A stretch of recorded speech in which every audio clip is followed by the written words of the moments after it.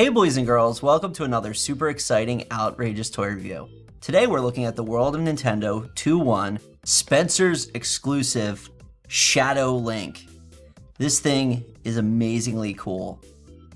Normally when I see repaints, and this line has had many repaints, I feel like there's not a lot of point to them. It's great that people can play with the older figures later in the line, and that's okay. But as a collector, I always want the original. In this case, I think this is amazing. The Shadow Link is a repaint of the Ocarina of Time Link that we have here. We had a lot of trouble getting this guy. He was super rare, so imagine how hard it was getting this one. I love the detail on this figure, and I think when I open this one up, I'm gonna love the detail on this one too. Let's open it up and take a look inside. So here's Shadow Link outside the package.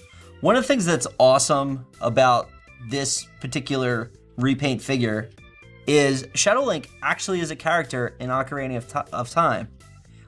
Link fights him in the Shadow Temple, in the Forest Temple, I believe, and then there's one other fight where he fights him.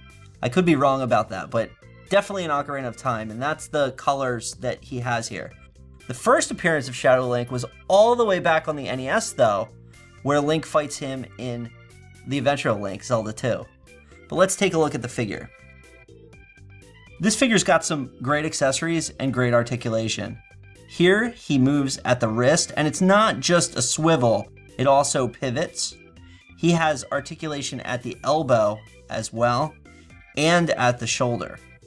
His head moves and it's unobstructed.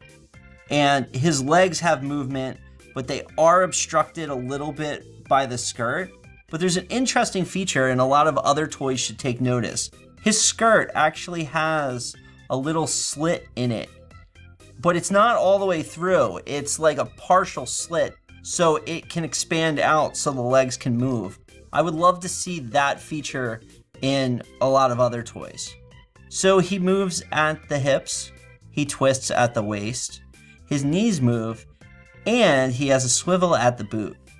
The accessories, which are really cool, and it's a shame that in this line, the accessories are no longer hidden. They don't have the little box. He has his shield, and it has a cool repaint. It's black now. It's the repainted shield he has, black and silver. He has the Master Sword, but it's, silver and black. And he has the sheath. A little bit of detail was lost on the sheath. If you go back to the Ocarina of Time one, this one is yellow and blue, and this sheath is, and it has a little wrap around it. This sheath is just a two-color paint job. But looking at the two figures side by side, the one thing I noticed, and that this may just be, variations on the production line, that the black Shadow Link, his joints are a lot looser than this Ocarina of Time. Everything's very tight and put together. I don't know if that's just this production run or the plastics they used or something, but it's something to take note of.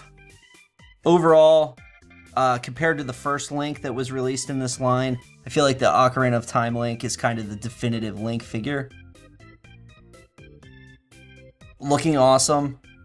Little less detail, but otherwise it's really cool.